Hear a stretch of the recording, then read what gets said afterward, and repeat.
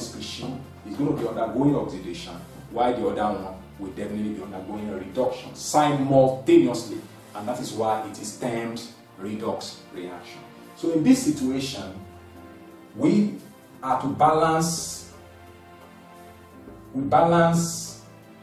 atomically first, having recognized the species that is undergoing oxidation and the one that is undergoing reduction. How do I want to know the one that is undergoing oxidation? If you look at this very well, the oxidation number of manganese here is +2.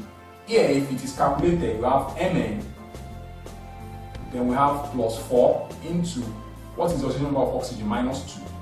Then because the species is what? It's an ion, it becomes what? -1, that is here. Then we have Mn -8 equals to -1. So finally we have Mn to be equals to -1 plus 8, and that will be Mn equals to what? +7. So we have +7 to +2. So what is that? Is it an increase or a decrease? That is a decrease. So automatically this one will definitely be what? There is a decrease. Automatically it will definitely be an oxidizing agent, because it's an oxidizing that have a decrease. Then in this situation we have a kind of maybe Fe2 plus to go into Fe3 plus. Here we have an increase in oxidation number. Automatically this one will be a what? A reducing agent. So we have from +2 states to +3 states. That will definitely be what? Reducing agent, plus electron.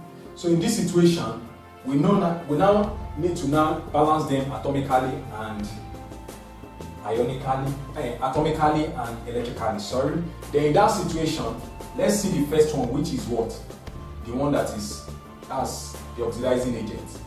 The oxidizing agent that is undergoing what? Reduction. That is undergoing reduction. This reduction.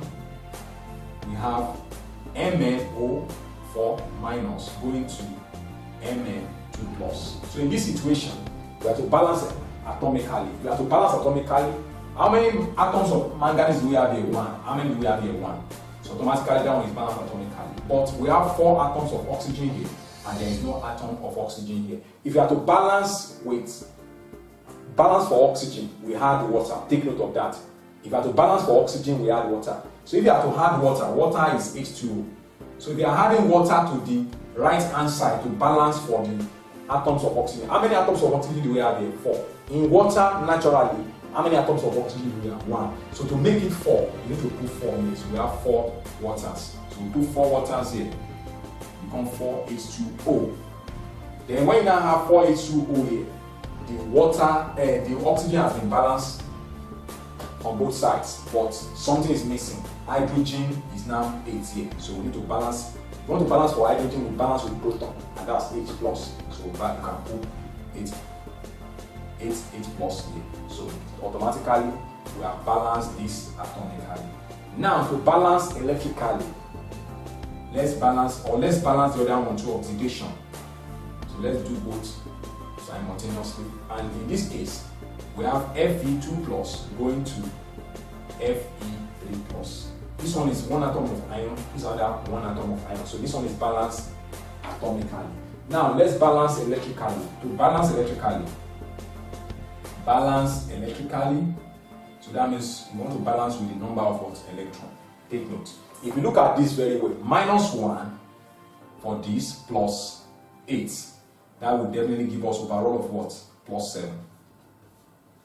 Then here we have +2 because this one is not carrying any charge. So automatically that means where we have a higher value of the charge is on the left hand side to be precise.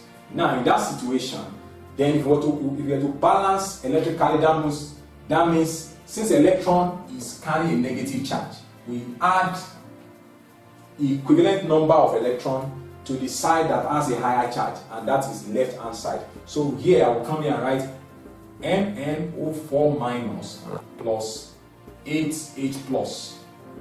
Remember that it's +7 overall, and here we have +2 overall. So automatically what it simply means is that to make up for the +2 overall, we have 5 electrons here.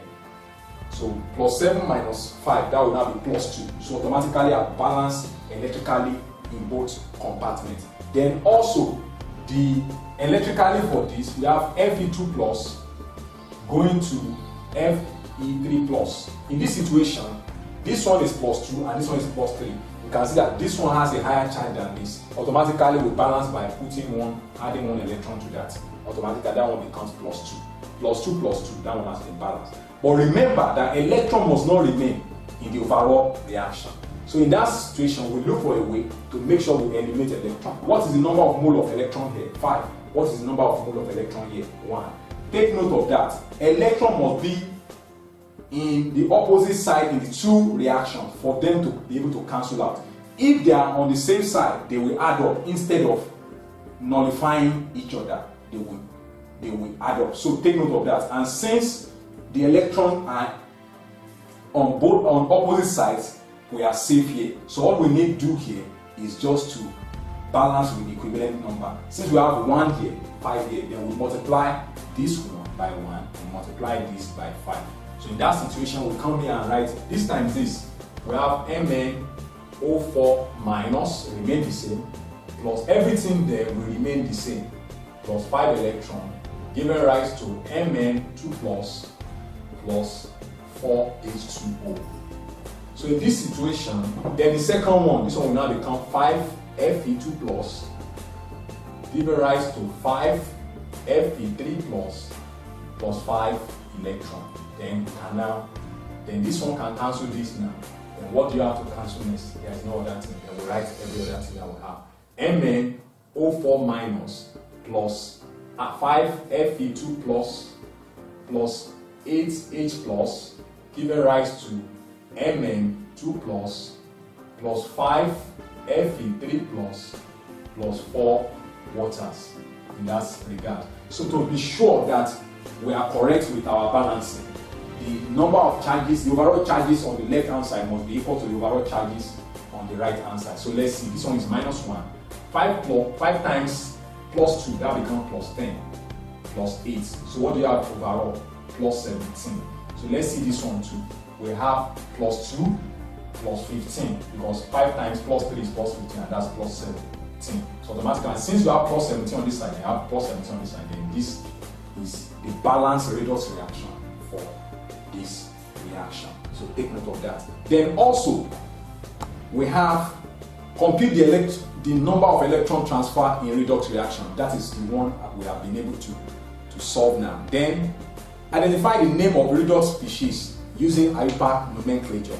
The name of the redox species using IUPAC nomenclature. We know that KMNO4 is definitely, then we know KMNO4 and K2CR2O7. These are the two oxidizing agents that are usually employed as far as redox reaction is concerned. So if this one ionizes, it becomes MnO4 minus. If this one ionizes, it becomes Cr2O7 2 minus. So if you are to give the IUPAC nomenclature for this, we'll just say potassium tetraoxomanganate 7. That's this one. And this one is tetraoxomanganate 7 ion. Take note of that. Then here we have potassium heptaoxodichromate 6. Why this one is heptaoxodichromate 6 ion. Take note of that. And that is how to name that. Then distinguish between oxidizing and reducing agent in redox reaction. It is very easy to distinguish between oxidizing agent and reducing agent just using this acronym. I said reducing agent is definitely going to be what? It will be undergoing oxidation. That means oxidizing agent will be undergoing reduction. Reducing agent will be oxidized, while oxidizing agent will be reduced. Reducing agent will have a kind of increase. There will be an increase in oxidation number from left to right, while in the case of oxidizing agent, there will be a decrease in oxidation number from left to right. Then a reducing agent will definitely be an electron donor, while oxidizing agent will be an electron acceptor. So these are the basic differences between an oxidizing agent and a reducing agent in redox reaction. Having elaborated on the topic oxidation and reduction, these are the following questions, UTME questions centered on the topic. The first question says that we are given a reaction on the marker board. Then we have in the reaction above, MnO2 acts as. So this question is designed for oxidation and reduction. So solution. So MnO2, that's manganese 4 oxide, is acting as what in this question? If you look at the question very well, you will see that manganese is moving from this to this. That's where you have the movement. So it's moving from manganese 4 oxide to what?